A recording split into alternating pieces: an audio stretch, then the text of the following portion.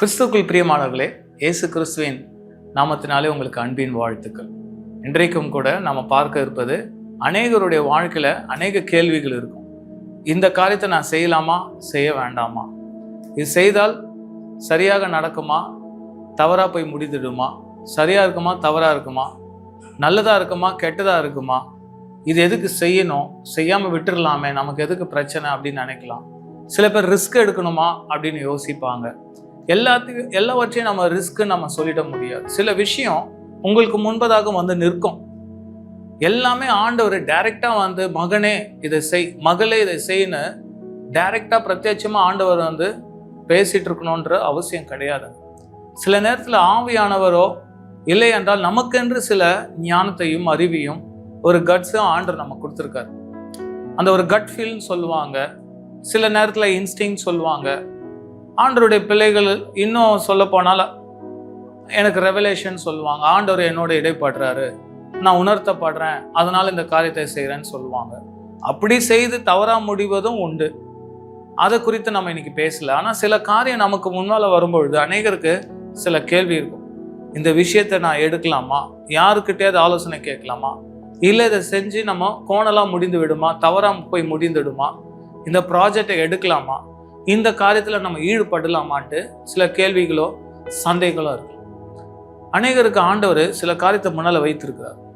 சில ப்ராஜெக்டோ சில ஊழியமோ சில திட்டத்தையும் ஆண்டவர் கொடுப்பாரு. இல்லை உங்களுடைய தனிப்பட்ட வாழ்க்கையில் அநேகருக்கு சில நேரங்களில் லேண்டு விற்கலாமா வேண்டாமா, இல்லை இந்த பார்ட்டி வந்து கேட்குறாங்களே, இல்லை இந்த வரன் வருது, இல்லை இந்த ஒர்க் வருது, இந்த ஜாப் வருது, இல்லை இந்த வீடு வாங்கலாமா, இல்லை இந்த நண்பரோட பேசலாமா, இவங்களை நம்மளை பிஸ்னஸில் சேர்த்துக்கலாமா அப்படின்ட்டு தைரியமாக போய் செயல்படாமல் எல்லாவற்றுக்கும் சில கேள்வி இருக்கும், சந்தேகங்கள் இருக்கும். அந்த காரியத்தை செய்யறதுக்கு முன்னாலேயே யோசித்து அதை கைவிட்டுருவாங்க. ஆனால் வசனம் என்ன சொல்லுது? பிரசங்கி 9:10 எப்படியா சொல்லப்பட்டிருக்கு, செய்யும்படி உன் கைக்கு நேரிடுகிறது எதுவோ அதை உன் பலத்தோட செய். செய்யும்படி உன் கைக்கு நேரிடுகிறது எதுவோ அதை உன் பலத்தோட செய். எதுவோ அதை உன் பலத்தோட செய். நீ போகிற பாதாளத்திலே செய்கையும் வித்தையும் அறிவும் ஞானமும் இல்லையே. ஆமென். பிரியமானவர்களே, செய்யும்படி உன் கைக்கு நேரிடுகிறது எதுவோ அதை உன் பலத்தோட செய். உங்களுடைய முழு பலத்தோட செய்யுங்க. உங்களுடைய ஸ்ட்ரென்த், உங்களுடைய முழு எஃபர்ட் போடுங்க. ஒரு காரியம் வருதா உங்களுக்கு முன்னால, சில விஷயத்தை வேலை செய்றீங்களா, நீங்க சின்சியரா செஞ்சீங்கன்னா, சின்சியரா அந்த விஷயத்துல ஈடுபட்டீங்கன்னா அதற்கான ஒரு ரிவார்டு, அதுக்கான ஒரு குட் ரிசல்ட்டை நீங்கள் பார்ப்பீங்க. பிரியமானவர்களே, இது நீங்கள் நம்புறீங்களா, விசுவாசிக்கிறாங்களா? ஆமாங்க, அது என்ன காரியமாக இருக்கலாம். உலக மக்கள் சொல்லுவாங்களே, செய்யும் தொழிலே தெய்வம் என்று சொல்லுவாங்க. சும்மாவா சொல்லியிருப்பாங்க? அதெல்லாம் உண்மைதாங்க. தெய்வம் கிடையாது. அப்படின்னா என்ன அர்த்தம்? செய்யும் தொழிலே தெய்வம்னா சின்ன வேலையாக கூட இருக்கலாம், பெருக்கிற வேலையாக இருக்கலாம், கிளீனிங்காக இருக்கலாம், டிரைவிங்காக இருக்கலாம், எனி ஒர்க்குங்க. சின்ன வேலையோ பெரிய வேலையோ நீங்கள் சொல்லலை, நான் மட்டும் தான் இதெல்லாம் செஞ்சுட்டு இருக்கேனே, மற்றவங்க இல்லையா நீங்கள் நினைக்கலாம். ஆனால் அந்த விஷயத்துல நீங்கள் முழு பலத்தோட, உற்சாகத்தோட, முழு இன்வால்மெண்ட், உங்களுடைய ஃபுல் கான்ட்ரிபியூஷன் அதில் இருக்கணுங்க. அப்படி இருக்கும்பொழுது அதற்கான ரிசல்ட்டை நீங்கள் நிச்சயம் பார்ப்பீங்க. அதில் உங்களுக்கு ஒரு ரிவார்டு இருக்கும், அதில் ஒரு உயர்வு இருக்கும், அதில் நீங்கள் சில மாற்றத்தை நீங்கள் எதிர்பார்க்க முடியும், அதில் ஒரு பிரேக் த்ரூ வரும். நீங்கள் நிச்சயம் அதை நீங்கள் நம்பணும், அதை நம்பி நீங்கள் செயல்படணும். அதான் உன் கைக்கு நேரிடுகிறது எதுவோ அதை உன் பலத்தோட செய்.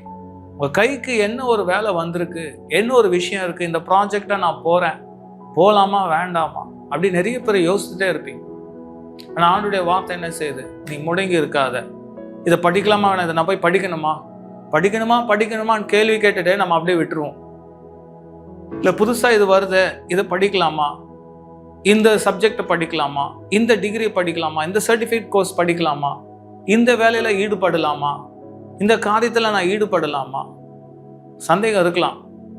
இதெல்லாம் நான் செய்யணுமா, எனக்கு இன்னும் வேற இருக்கு, நான் அதுக்காக வெயிட் பண்ண இல்லைங்க. இப்போ உங்களுக்கு என்ன உங்களுக்கு முன்னால் வந்திருக்கோ அதில் ஈடுபடுங்க. ஒருவேளை ஆண்டவர் அந்த விஷயம் உங்களுக்காக வருகிற ஒரு ஆசீர்வாதமாக இருக்கலாம், நமக்கு தெரியாது. அதனால தான் இங்கே வசனம் சொல்லுகிறது, நீ போகிற பாதாளத்திலே செய்கையும் வித்தையும் அறிவும் ஞானமும் இல்லையே.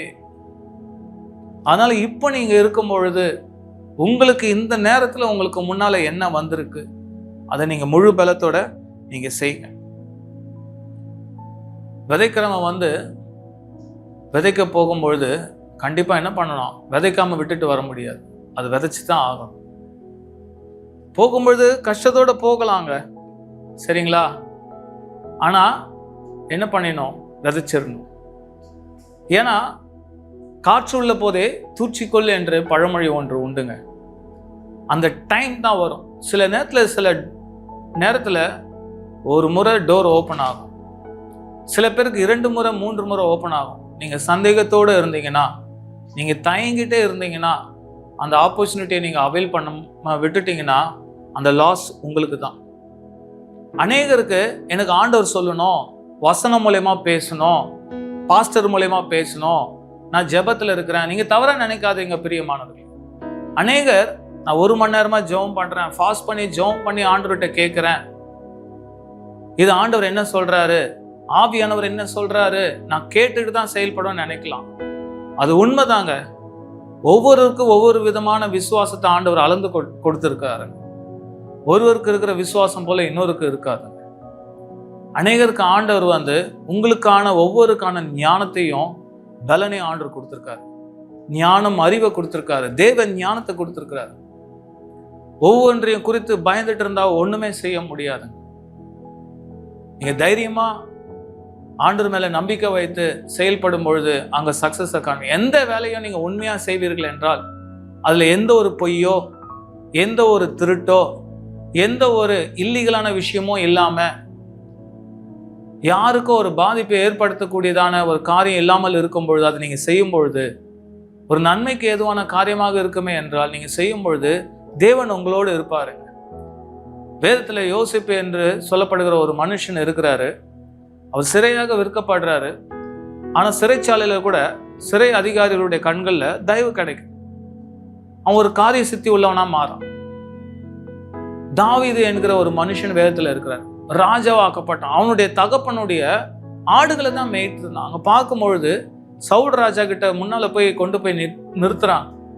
நீ என்னடா செய்யற, நீ இங்க சண்டைக்காக வரன்னு சொல்றிய, எப்படி நீ எதிர்த்து நிற்ப, இந்த ஒரு ஜாயிண்டான ஒரு பலசாலியை எப்படி நீ எதிர்ப்ப, உனக்கு என்ன எக்ஸ்பீரியன்ஸ் இருக்குன்னு சொல்லும் பொழுது அந்த தாவீது சொல்றார், நான் பெலிஸ்தீனை எதிர்க்க என்னால முடியும், ஏனென்றால் என்னுடைய தகப்பனுடைய ஆடுகளை நான் மேய்த்து கொண்டு இருக்கும் பொழுது ஒரு விசை ஒரு சிங்கம் வந்தது, ஒரு விசை கரடி வந்தது. என் தகப்பனுடைய ஆடை ஒரு சிங்கம் கவிட்டு போகும் பொழுது நான் பின்தொடர்ந்து போய் அந்த ஆட்டை சிங்கத்தின் வாயிலிருந்து நான் பாதுகாத்தேன். அப்படி நான் அதை பாதுகாக்கும் பொழுது, பிடுங்கும் பொழுது, அந்த சிங்கம் என்னை தாக்க வந்த பொழுது அந்த சிங்கத்தை நான் என்னுடைய கையினால, அந்த ரா ஹேண்ட், இந்த கையினாலேயே அதை நான் கொன்று போட்டேன்னு சொல்ல பாருங்கள். இதுல இருந்து எனக்கு ஒரு யோசனை வந்தது. எப்படி குறிப்பா சொல்றான், என்னுடைய தகப்பனுடைய ஆடை நான் மேய்த்து கொண்டு இருக்கும் பொழுது. அங்கதாங்க தாவீதுக்கு அந்த தகப்பனுடைய இருதயம் இருக்கு. சிங்கத்தை பார்க்கலாங்க.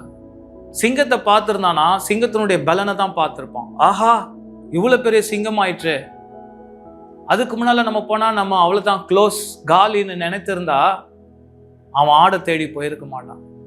ஆனா ஆடை கவின சிங்கத்தை அவன் பார்க்காம சிங்கத்தின் வாயில இருந்த ஆடை தாங்க பார்த்தான். அது தன்னுடைய ஆடாக பாவித்தான். தனக்குன்னு ஒரு வேலை கொடுக்கப்பட்டிருக்கு. அது தகப்பனுடைய ஆடா இருக்கலாம். அவன் சொல்லலாம் தகப்பன் கிட்ட போய், அப்பா இத்தனை ஆடு இருந்தது, 1000 ஆடு 100 ஆடு அல்ல ஒரு ஆடு சிங்கம் ஆச்சுன்னு போயிடுச்சு, தாராளமா சொல்லலாம். அது ஏற்றுக்கொள்ளக்கூடிய விஷயம், அங்க சகஜமா நடக்கக்கூடியதுதான். அங்க அப்பா அதை ஏற்றுக்கொள்வார். தகப்பனால நம்ப முடியும் தான், அதுக்கு சாட்சி கூட இருக்கலாம். ஆனா தாவீது அப்படியே விடலங்க. அந்த ஆடு மேல கருசனையா இருந்தான். தகப்பனுடைய ஆடுன்னு பார்க்கல, தன் கைவசம் கொடுக்கப்பட்ட அந்த ஆட்டின் மேல நோக்கமா இருந்தான். அவன் சிங்கத்தையே பார்த்துட்டு ஓடி இருந்தானா பயந்து வந்திருப்பான். ஆனா சிங்கம் வாயில சிக்கி கொண்டிருந்த ஆடையே பார்த்துட்டே ஓடலாம். அதுதான் ஆண்டவர் பார்க்கிறார். இவன் ஒரு ஆடுக்காகவே துணிந்து போறானே, என் ஜனங்களை இவன் காப்பாற்றுவான். என் ஜனங்களுக்காக இவனை ராஜாவாக வைப்பேன் என்றால் ஜனங்களுக்காக உண்மையா இருப்பான். ஜனங்களுக்காக அவன் எந்த ஒரு போராட்டம் வந்தாலும் எதிர்த்து நிற்பான் என்று ஆண்டவர் நம்பிக்கை வைத்தாருங்க தாவீது மீது. பிரியமானவர், அவன் அங்க ஆடு மேய்த்தவன் தான் அரியாசனத்துல ஏறான். எப்படிங்க அவனுக்கு சிங்காசனம் கொடுக்கப்பட்டது? அவன் பிறப்பிலே ராஜ வம்சத்தை சார்ந்தவனா? இல்லை பிரியமானவர், ஆடு மேய்த்தவன் தான். ஆனா ராஜாவாக மாறினான். தாவீது ராஜாவாக மாறின பிறகுதான் அவனுடைய வம்சமே ராஜ வம்சமாக மாறினது. ஹல்லேலூயா. இயேசு கிறிஸ்துவும் தாவீதின் வம்சத்துல தான் பிறந்தார். தாவீது ஆடு மேய்க்கிறவனா தான் இருந்தான். ஆடுக்கு பின்னால் தான் போயிட்டு இருந்தான். ஆண்டவர் அவனை அழைத்து இஸ்ரவேல் ஜனங்களுக்கு ராஜாவாக உயர்த்தினான். உலகமே அறியக்கூடிய ஒரு கிங் யார் என்று கேட்டால் அது தாவீதுங்க. த கிங் டேவிட் என்று சொல்வார்கள். அவன் ஆடு மேய்த்தவன் தான். அந்த தொழில் அவன் சின்சியரா இருந்தான். அவன் பயப்படல, சிங்கத்துக்காக பயப்படல. உங்களுக்கு முன்னால எது ஒரு நியாயம் தெரியுதோ, எந்த ஒரு விஷயம் உங்களுக்கு இது நன்மையாக போய் முடியும், நல்லதாக நடக்கும் என்று நீங்க நம்பிக்கை வைத்து தேவன் மேல விசுவாசத்தை வைத்து துணிந்து நீங்கள் செயல்படும் பொழுது அந்த இடத்துல நீங்க வெற்றியை காண்பீர்கள். தாவீதை ஆண்டவர் உயர்த்தினார், உங்களையும் உயர்த்த வல்லவராக இருக்கிறார். விதைக்க புறப்படுகிறவன் கண்ணீரோட விதைக்க போறாங்க, ஆனா விதைக்காமல் வருவது கிடையாது. ஒரு வசனத்தை நம்ம பார்ப்போம். பிரசங்கி 11:6 படிக்கிறேன். காலையில உன் விதையை விதை, மாலையில உன் கையை நெகிழ விடாதே. அதுவோ இதுவோ எது வாய்க்குமோ என்றும் இரண்டும் சரியாய் பயன்படுமோ என்றும் நீ அறியாயே. பார்த்திருக்கலா பிரியமான? நான் சொன்னபடி இதுவோ அதுவோ சக்சஸ் ஆகுமோ சக்சஸ் ஆகாதோ உனக்கு தெரியாது. நீ இங்கே இருந்து எப்படி நீ பிளான் பண்ண முடியும்? இது போனா ஃபெயிலியர் ஆயிடும், இது போனா ஜெயிச்சிடணும் உனக்கு எப்படி தெரியும்? உட்கார்ந்த இடத்துல இருந்து நீ பிளான் பண்ண முடியுமா? நீ இறங்கி செயல்படு. ஹல்லேலூயா. எத்தனை பேர் நீங்க யோசித்து கொண்டிருக்கிறீங்க, இதை செய்யட்டுமா வேணாமான்னு காலத்தை கடத்துக்கொண்டே நம்ம போய் கொண்டிருக்கலாம். எனக்குன்னு ஒரு டைம் வரும், எனக்குன்னு ஒரு டைம் வரும், எனக்குன்னு ஒரு டைம் வரும், எனக்குன்னு ஒரு ஊழியம் இருக்குது, அப்ப நான் செய்வேன், அப்ப நான் செய்வேன், அப்ப நான் ஆண்டருக்கா ஓடுவேன். எனக்கு ஒரு நிறைய பேருங்க எல்லாம் ரிட்டையர்ட் ஆன பேருக்கு நான் ஊழியத்தை செய்யறேன்னு போவான். அப்ப பலன் இருக்காது. மலை ஏற முடியுமா? ஆண்டருக்காக அநேக நேரத்தை செலவிட முடியுமா? பிபியும் சுகரும் எல்லாமே வந்திருக்கும். நல்ல வாலிப பிரயத்துல நல்ல பலன் இருக்கும்பொழுது ஆண்டருக்காக ஓடாம, ஆண்டருக்காக செய்யாம ஒரு காலம் கடந்த பிறகு எல்லா வாழ்க்கையும் தவறான வாழ்க்கையெல்லாம் விட்டு ரட்சிக்கப்பட்டு மனம் திருந்தி வயசான காலத்துல பைபிள் எடுத்துட்டு இருப்பாங்க அநேகரை நான் பார்த்துருக்கேன். அவங்க அப்ப வயசான காலத்துல பைபிளை எடுத்துட்டு அநேகருக்கு போதிப்பாங்க. வாலிபனை பார்த்து கண்டனமா பேசுவாங்க, கண்டம் பண்ணி பேசுவாங்க.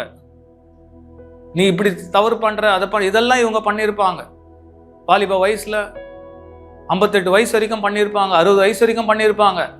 எல்லாம் காலம் கடந்து மனம் திருந்தி வேலை இல்லாத டைம்ல பைபிளை படிச்சுக்கிட்டு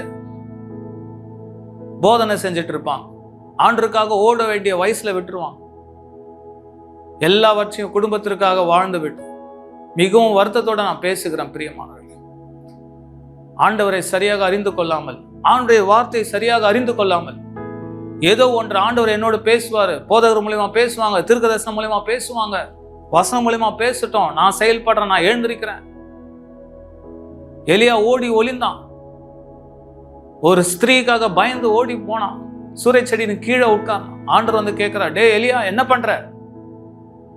நான் உனக்குன்னா இங்க உட்காரும்படி நீங்க என்ன செஞ்சுட்டு இருக்கேன்னு கேட்கிறார் ஆண்டவர். நீ போகும் தூரம் வெகு தூரம் அல்லவா? போக வேண்டிய தூரம் ரொம்ப தூரம். நீ எங்க முடங்கி இருக்க? அநேகருடைய வாழ்க்கையில முடங்கி போயிருக்கிறீங்க.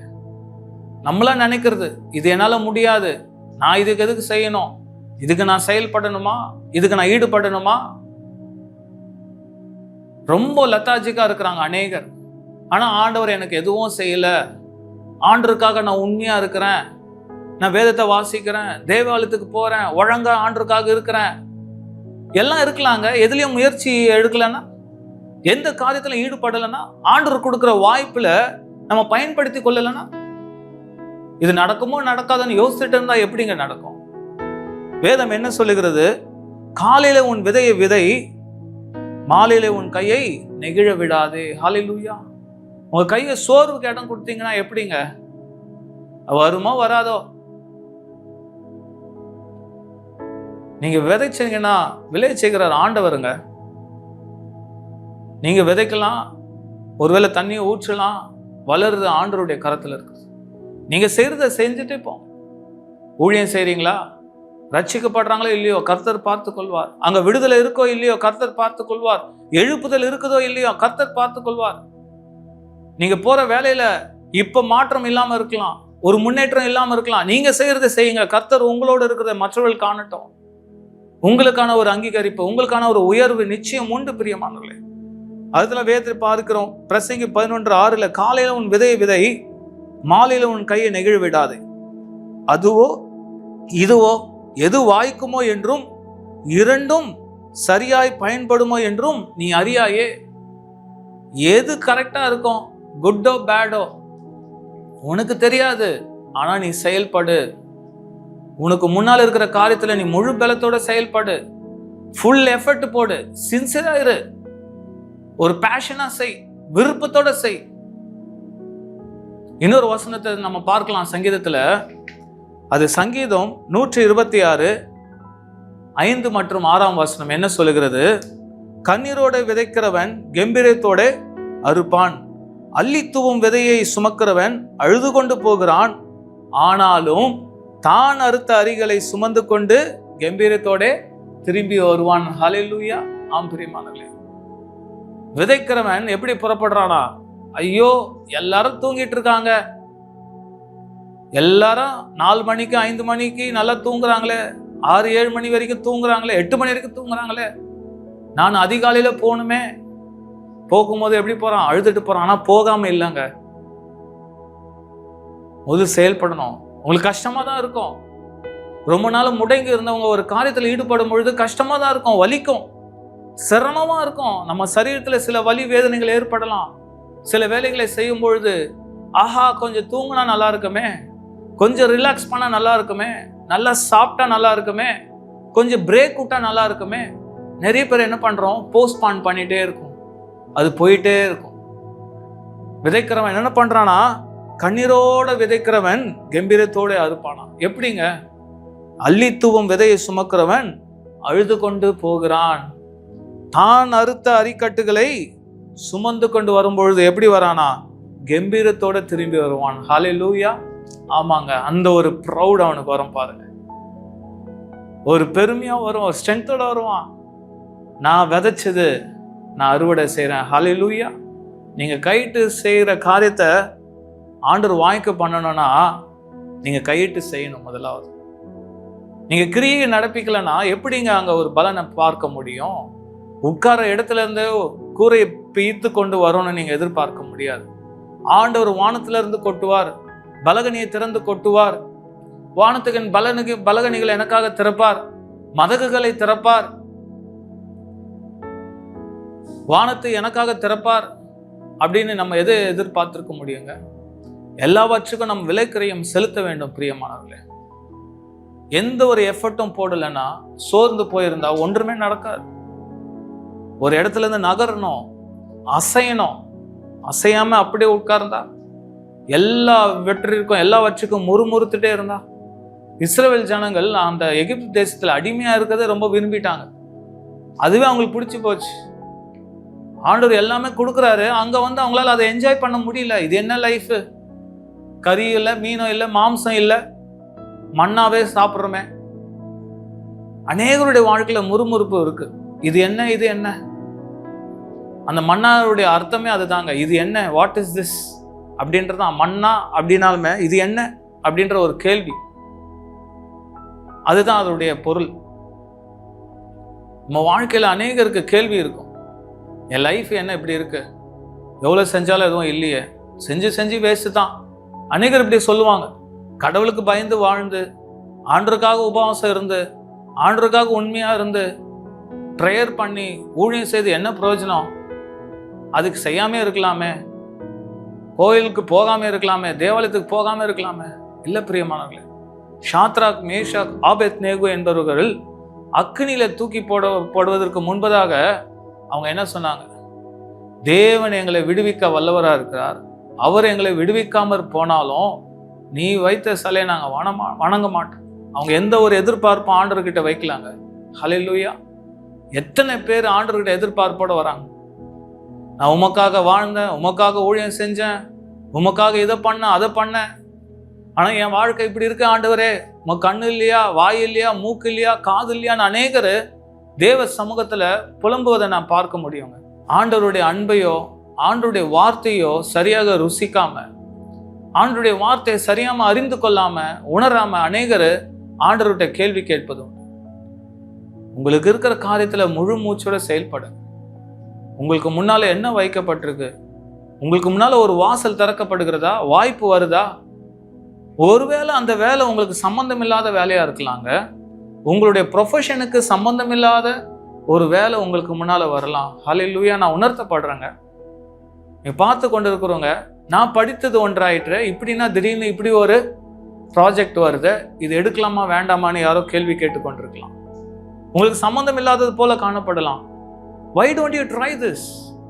நீங்க எதுக்கு அதை நீங்க முயற்சி பண்ணக்கூடாது? நீங்க அதை எதுக்கு ட்ரை பண்ணக்கூடாது?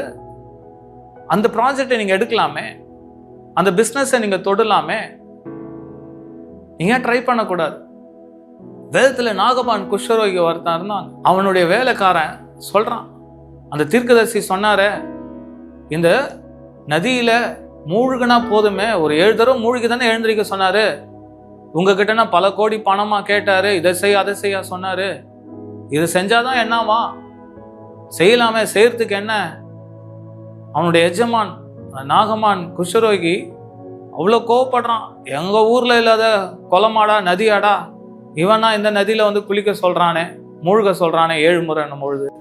வேலைக்காரன் சொல்றான், வேற என்னங்க சொல்லிட்டாங்க, கொஞ்சம் செஞ்சுதான் பாருங்களேன், ஒரு 7 முறை மூழ்கி தான் பாருங்களேன், என்னதான் நடக்குது பாருங்களேன் அப்படின்ட்டு அவனுடைய எஜமான் கிட்ட அவன் சொல்லும் பொழுது, அந்த நாகமான் வந்து கேட்குறாங்க, ஹீஸ் த பாஸ்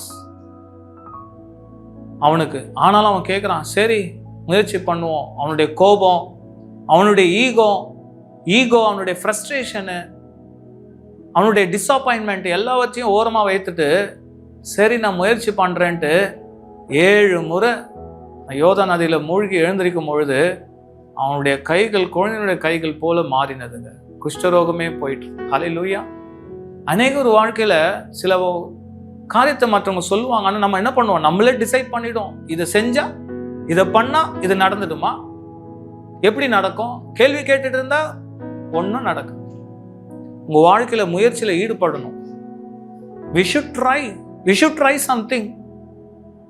உங்களுக்கு முன்னால என்ன வருதோ செயல்பட்டுட்டே இருங்க. சோர்வுக்கு இடம் கொடுக்காதீங்க, முடங்கி இருக்காதீங்க, பின்வாங்கி போகாதீங்க. சில பேரை வந்து நம்ம ஷேக் பண்ண வேண்டியதா இருக்கும். சும்மா உட்காராத, எழுந்து ஒரு அளவுக்கு தான் சொல்ல முடியும். சில பேர் எவ்வளவு அசைச்சாலும் முடியாதுங்க. அவங்க அதை அப்படியே பழகி இருப்பாங்க. அவங்களுடைய பாடி, மைண்டு எல்லாம் அப்படியே செட் ஆயிட்டு இருக்கும். அவங்கள அசைக்க முடியாது. அவங்களுக்கு ஃபுல்லா நெகட்டிவ் தான் இருக்கும், நெகட்டிவ் தாட்ஸ் தான் இருக்கும். நான் கை வச்சா வழங்காது, இவங்க சரியில்லை, அவங்க சரியில்லை, இந்த பிஸ்னஸ்லாம் வேஸ்ட்டு, அவங்க செஞ்சு இப்படி ஆயிடுச்சு, அவங்க செஞ்சு இப்படி ஆயிடுச்சு, நான் யார் தெரியுமா, எனக்கு இவ்வளோ பெரிய இது வரும், நான் இப்போ பண்ணுவேன். அநேகர் அப்படி நினைப்பது உண்டு. ஆனால் உங்களுக்காக ஆண்டவர் சில காரியத்தை டோர் ஓப்பன் பண்ணும்பொழுது நீங்கள் அதை முயற்சி பண்ணலாம், ட்ரை பண்ணலாம். அதே போல் நீங்கள் ஜீசஸை கூட நீங்கள் ட்ரை பண்ணலாம். எல்லாரும் ஜீசஸ் சொல்கிறாங்களே, ஏன் அவரையும் நம்ம முயற்சி பண்ணி பார்ப்போமே? இயேசுனுடைய அன்பை நம்ம ருசித்து தான் பார்ப்போமே. இயேசுகிட்ட ஒரு முறை கேட்டு பார்க்கலாமே.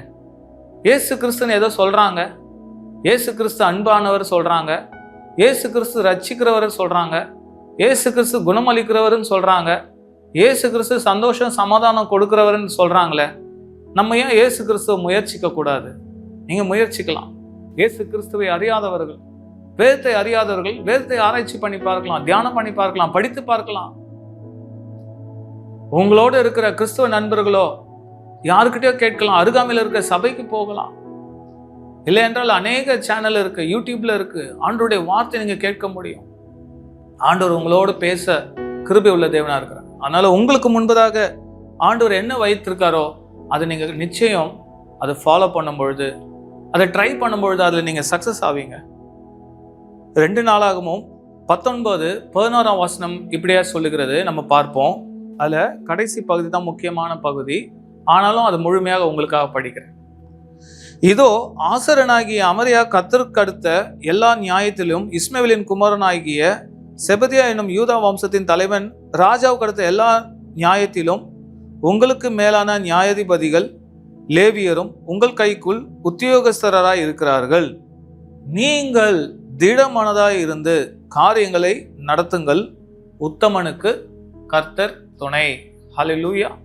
இந்த செய்தியினுடைய சாராம்சமான முக்கியமான கீவேர்டு இதுதான். உத்தமனுக்கு கர்த்தர் துணை. என்ன சொல்லப்பட்டிருக்கு? நீங்கள் திடமனதாய் இருந்து காரியங்களை நடத்துங்கள், உத்தமனுக்கு கர்த்தர் துணை. நீங்க காரியத்தை நடத்துங்கள் என்று ஆண்டுடைய வார்த்தை வருது. ஆனா நீங்கள் உத்தமமா அந்த காரியத்துல செயல்படுறீங்களா? தாறுமாறான வாழ்க்கையில இருந்தா ஒன்றும் இல்லைங்க. நீங்க உத்தமமா இருக்கும் பொழுது, நீங்க உண்மையா இருக்கும் பொழுது, தேவனுடைய அன்பில் நிலைத்திருக்கும் பொழுது, கர்த்தருக்கு பிரியமான காரியத்துல நீங்கள் ஈடுபட்டு செயல்படும் பொழுது உங்களுடைய காரியம் வாய்க்குங்க. அதனால்தான் நீங்கள் திடமானதா இருந்து காரியங்கள் நடத்துங்கள், உத்தமனுக்கு கர்த்தர் துணை. ஹல்லேலூயா. கர்த்தர் சொல்றாரு இல்லைங்க, உனக்கு முன்னால இருக்கிற இந்த காரியத்தை எடுத்து நடத்து, உனக்கு முன்பதா இருக்கிறத முழு பலத்தோட செய், உன் கைக்கு நேரிடுகிறது எதுவோ அதை உன் பலத்தோட செய் என்று சொல்லப்பட்டிருக்கு. கண்ணீரோட விதைக்கிறவன் கம்பீரத்தோட அறுப்பான் என்று நம்ம பார்க்கிறோம். அப்போ உங்களுக்கு முன்னால இருக்கிறத காரியத்தை செய் என்று சொல்லும் பொழுது, திடமானதா இருந்து காரியங்களை நடத்துங்கள் என்று சொல்லுகிற கர்த்தர் உங்களை விட்டுட்டு போயிடுவாரா? இல்லைங்க. உனக்கு முன்னால இருக்கிற காரியத்தை நீ செய்வாய் என்றால் அதனை கொடுத்த உன்னை நான் ஒருபொழுதும் கைவிடுவது இல்லை. உன்னோடு கூட இருக்க, உனக்கு நான் துணையா நிற்கிறேன். அதுதாங்க. இது எப்படி ஆகும், இது எப்படி நடக்கும், நான் தனியா இருக்கிறேனேன்னு பயப்படாதீங்க. இவ்வளவு பெரிய ப்ராஜெக்ட் எனக்கு முன்னால வருது, எனக்கு ஞானம் இருக்கா, எனக்கு திறமை இருக்கா? தாவீதின் குமாரனாகிய சாலமோனுக்கு ஆண்டவர் இந்த இஸ்ரவேல் தேசத்தை கொடுக்கும் பொழுது, ராஜாவாக ஏற்படுத்தும் பொழுது அவன் சிறுவனா இருந்தான், சின்ன பையன்தான். அவன் பயப்படுறான். ஆண்டவர் சொப்பனத்துல வந்து கேட்கிறாரு, சாலமன் உனக்கு என்ன வேணும் கேட்கிறான். இப்பே இவ்வளோ திரளான ஜனத்தை நான் எப்படி ஆளுகை செய்வேன், எப்படி நடத்துவேன்? நான் ராஜாவா இருக்கிறேனே இந்த சின்ன வயதுல, இவர்களெல்லாம் நடத்துவதற்கு எனக்கு ஞானத்தை கொடும் என்று கேட்டான். ஹல்லேலூயா. அது ரொம்ப ஆண்டவருடைய பார்வைக்கு ரொம்ப சந்தோஷமா இருந்தது, பிரியமா இருந்தது. சாலமன் தன்னிடத்துல கேட்டது கர்த்தருக்கு பிரியமா இருந்தபடினால அவர் சொல்ல, நீ கேட்ட ஞானத்தை மாத்திரமல்ல, உனக்கு முன்னாலேயும் பின்னாலேயும் ஒருவனும் உன்னை போல வாழ்ந்ததே இல்லடான்னு சொல்ற அளவுக்கு உனக்கு ஐஸ்வர்யத்தையும் பேரையும் புகழையும் தீர்க்காயுசையும் உனக்கு நான் கொடுக்குறேன்னு ஆண்டவர் சொன்னார். அவன் பிரியமானது. அவனுக்கு பெரிய ஒரு பொறுப்பு வந்தது. சிறு வயதிலே அவன் ராஜாவாக தெரிந்து கொள்ளப்பட்டான். ஆனா அவன் அதை எடுத்துக்கிட்டான். அதுக்கு என்ன வேணும்? ஞானம் வேணும். கர்த்தர் ஒருவரால் தான் அது முடியும் என்று ஆண்டவர் இடத்துல கேட்டான். நீங்க கூட உங்களுக்கு முன்னால சில பெரிய ப்ராஜெக்டோ, பெரிய ஊழியமோ, சில பெரிய பொறுப்போ, ஒரு லீடர்ஷிப்போ உங்களுக்கு கொடுக்கப்படலாம். அது நீங்கள் எடுக்கும் பொழுது கர்த்தர் உங்களுக்கு துணையா நிற்பார் என்பதை நீங்கள் மறந்து விடக்கூடாது. அதற்காக கர்த்தரிடத்துல பலனை கேட்கணும், கர்த்தரிடத்துல ஞானத்தை கேட்கணும். கர்த்தருடைய கிருபையும் அவருடைய துணையும் தேடும் பொழுது கர்த்தர் உங்களை ஒரு பொழுதும் கைவிடாமல் உங்களோடு கூட வருகிற தேவனா இருக்கிறார். கர்த்தர் உங்களை ஆசீர்வதிப்பாராக. ஆமென். Praise God.